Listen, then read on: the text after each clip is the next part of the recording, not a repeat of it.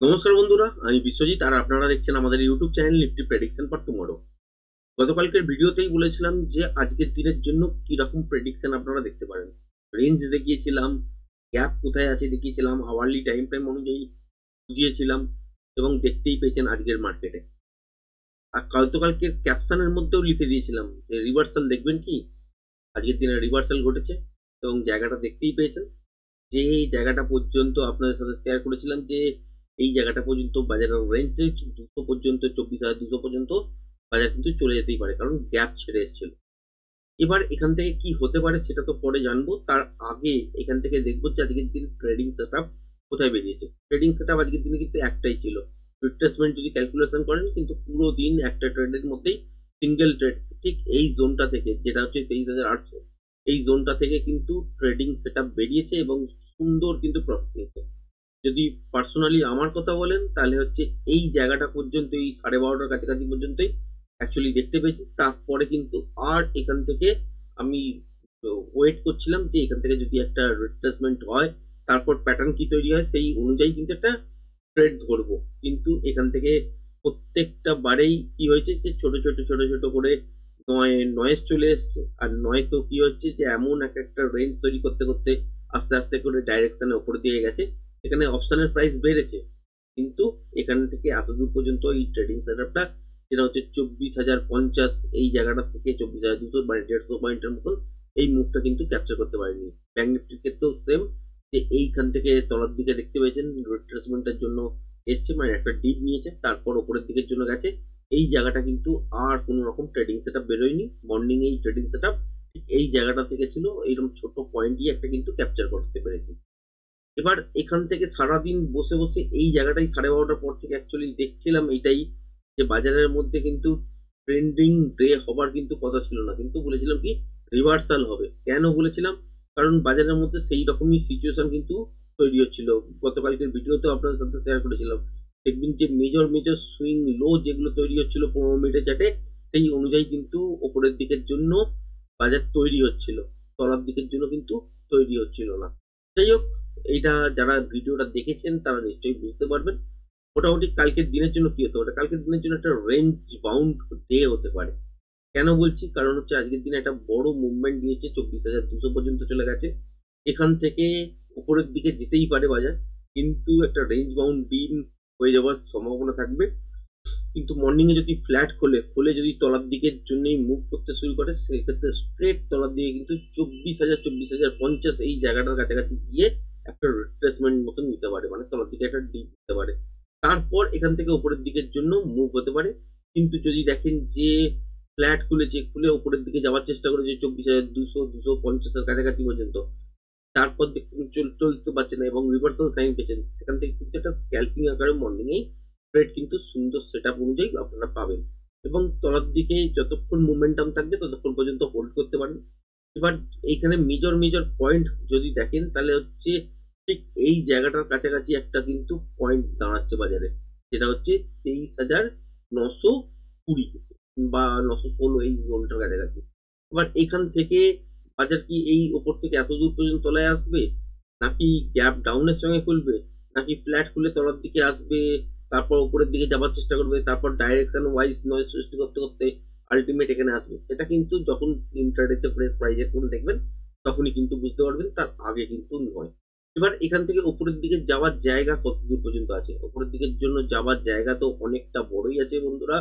এখানে একটা কি হয় যে এই সব জোনটা যেহেতু ব্রেক করেছে এবং এই গ্যাপটাকে ফিল করে দিয়েছে, দেখতেই পাচ্ছেন 5 মিনিটের টাইম ফ্রেম অনুযায়ী গ্যাপটা ফিল হয়ে গেছে। তো এখান থেকে একটা রিট্রেসমেন্ট ছোটখাটো নিতেই পারে, সেটা 24,120 24,080 এই জায়গাটার কাছাকাছি পর্যন্ত আসতেই পারে। তারপর ওপরের দিকের জন্য আবার মুভ করতে পারে, সেক্ষেত্রে কালকের দিনে রেঞ্জ বাউন্ড দেখতে পারেন। এবার যদি দেখেন যে মর্নিং এই গ্যাপ ডাউনে খুলেছে, তারপর তলা থেকে একটা রিভার্সাল সাইন পেয়েছেন, তাহলে উপরের দিকের জন্য এতদূর পর্যন্ত ট্রেড বেরোবেই, যেটা হচ্ছে 24,225-26 এই জায়গাটার কাছাকাছি। তারপর দেখতে হবে যে ইন্টারডেতে ফ্রেশ প্রাইজেকশন অনুযায়ী, প্যাটার্ন অনুযায়ী কন্টিনিউশন ট্রেড বেরোচ্ছে কিনা। যদি কন্টিনিউশন ট্রেড বেরোয় তাহলে এই লেভেলটাকে ব্রেক করা মাত্রই কিন্তু আপনারা 24,280 থেকে 320 এই জায়গাটার কাছাকাছি টার্গেট দেখবেন। এর ওপর কিন্তু 24,400, এখানেও দেখতে পেয়েছেন একটা সুইং হাই আছে 24,400 কাছাকাছি, এটা পর্যন্ত কিন্তু টার্গেট হতে পারে। তার আগে দেখতে হবে যে কালকের দিনের বাজার রেঞ্জ বাউন্ড হচ্ছে কিনা। যদি রেঞ্জ বাউন্ড হতেই হয় তাহলে দেখবেন ফ্ল্যাট এরকম খুলেছে বা ছোটখাটো গ্যাপ ডাউন খুলেছে, তলে একটা ডিপ দেওয়ার চেষ্টা করেছে এবং সেখানেই দেখবেন মর্নিং সেট আপটা হয়তো একটা মোমেন্টাম পাবেন। তারপর যখন উপরের দিকে উঠতে যাবে সেখানে কিন্তু বারবার নয়েজ চলে আসবে, যখনই নয়েজ চলে আসবে তখনই কিন্তু জানবেন যে বাজার কিন্তু আর উপরের দিকের জন্য এই মুহূর্তে ইন্টারেস্ট দেখাচ্ছে না। সুতরাং সেই দিনটা কিন্তু রেঞ্জ বাউন্ড ডে হতে পারে। ডাইরেকশন অনুযায়ী উপরের দিকের জন্য আবার 24,240-এর কাছাকাছি পর্যন্ত ফেরত আসতে পারে, কিন্তু স্ক্যাল্পিং আকারে ছোট ছোট মুভি পাবেন, বড় মুভ কিন্তু এক্সপেক্ট করতে যাবেন না। আর যদি দেখা যায় যে বাজার খুলেইছে, ফ্ল্যাট খুলে তলার দিকে একটা ডিপ নিয়েছে, নেওয়ার পর আবার উপরের দিকে গেছে এবং ইন্টারডেতে ফ্রেশ প্রাইস অ্যাকশন অনুযায়ী প্যাটার্ন তৈরি হচ্ছে কন্টিনিউশন ট্রেডের জন্য, তাহলে কিন্তু উপরের দিকে 24,280 থেকে 320 এই জোনটার মধ্যে ফার্স্ট টার্গেট। এরপরে এটা দেখতে হবে যে প্যাটার্ন অনুযায়ী কন্টিনিউশন ট্রেডের প্রজেকশন লেভেল কোথায় আসছে, সেটা 24,400 কাছাকাছি যে কোনো একটা লেভেলে আসতে পারে। এই অনুযায়ী কিন্তু টার্গেট সেট হবে। আর আরেকটা জিনিস দেখতে হবে যে বাজারের মধ্যে কন্টিনিউশন ট্রেডটা হতে গেলে বাজারের হাতে টাইম কতটা বেঁচে আছে। যদি থাকে টাইম তবেই কিন্তু অ্যাকচুয়ালি ওই ট্রেডটা হবে। যদি না থাকে, মানে যদি সেকেন্ড হাফে দেখেন যে একটা ডিপ নিয়েছে মর্নিং, তারপর নয়েজ সৃষ্টি করতে করতে উপরের দিকে গেছে, কিন্তু সেকেন্ড হাফ প্রায় পেরিয়ে যাচ্ছে বা 2টো-2:30 হয়ে যাচ্ছে, তখন জানবেন যে এই লেভেলটা ব্রেক করলেও কিন্তু আলটিমেট বেশি দূর পর্যন্ত যাবে না। সেক্ষেত্রে রেঞ্জ বাউন্ড দিনই কিন্তু হবে। আর যদি দেখা যায় যে 11টা 11:30 ফার্স্ট হাফের মধ্যেই এই লেভেলটার কাছাকাছি পর্যন্ত ফেরত চলে এসছে, ইন্টারডে প্রেস প্রাইস অ্যাকশন অনুযায়ী প্যাটার্ন অনুযায়ী কন্টিনিউশন ট্রেড দাঁড়াচ্ছে, তাহলেই কিন্তু আলটিমেট 24,400-র কাছাকাছি পর্যন্ত টার্গেট দিয়ে পাবেন, তার আগে কিন্তু পাবেন না।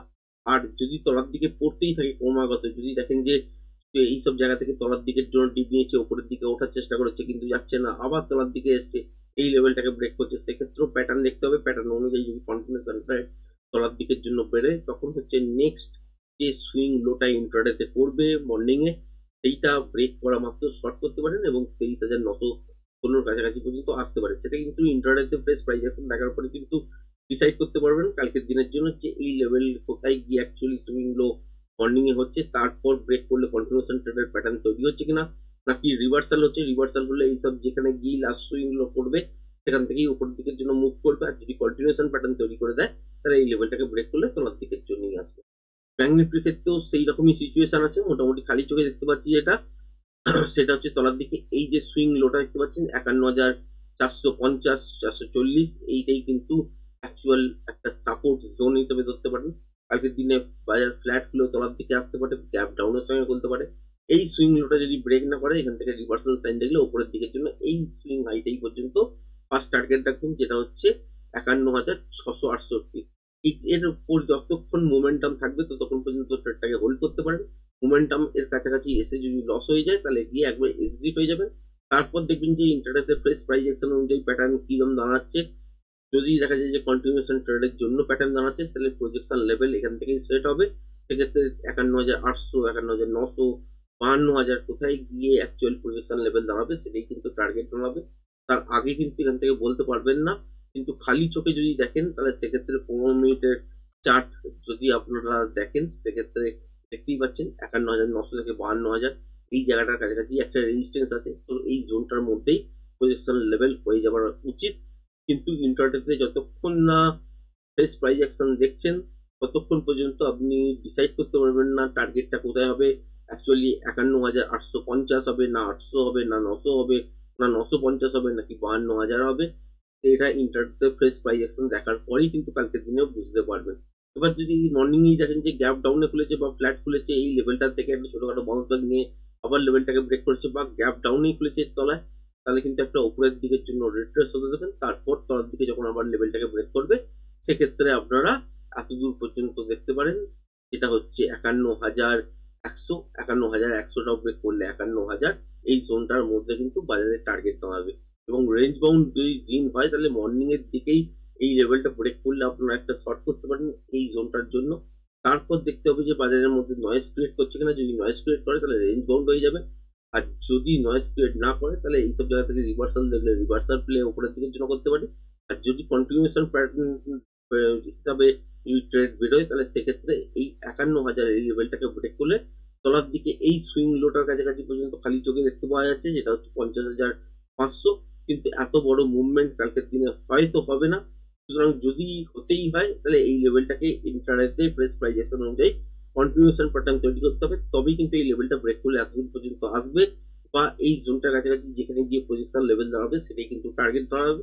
আদারওয়াইজ এইসব জায়গা থেকে রিভার্সাল দেখবেন, আবার ওপরের দিকের জন্য ট্রেড হবে। এবং এখানে যদি উপরের দিকের জন্য ট্রেড দেখেন তাহলে দেখবেন যে হয়তো সেকেন্ড হাফটা বা মর্নিং একটা মোমেন্টাম হয়ে যাওয়ার পর বাজারের মধ্যে নয়েজ ক্রিয়েট করছে। আর নয়েজ ক্রিয়েট যদি করতে শুরু করে দেয় তার মানে এখানে কিন্তু ট্রেড করতে যাবেন না, কারণ ট্র্যাপ হয়ে যাওয়ার চান্সেস থাকবে। ছোট ছোট স্ক্যাল্পিং ট্রেড বেরোতে পারে, পিন পয়েন্টে কাজ করতে হবে। যারা সেটা করতে পারেন না অ্যাভয়েড করাই কিন্তু ভালো হবে। আশা করি ভিডিওটা পছন্দ হয়েছে। ভিডিওটা যদি পছন্দ হয়ে থাকে চ্যানেলটাকে অবশ্যই লাইক শেয়ার সাবস্ক্রাইব করবেন। আজকের ভিডিওটা এই পর্যন্তই। ধন্যবাদ।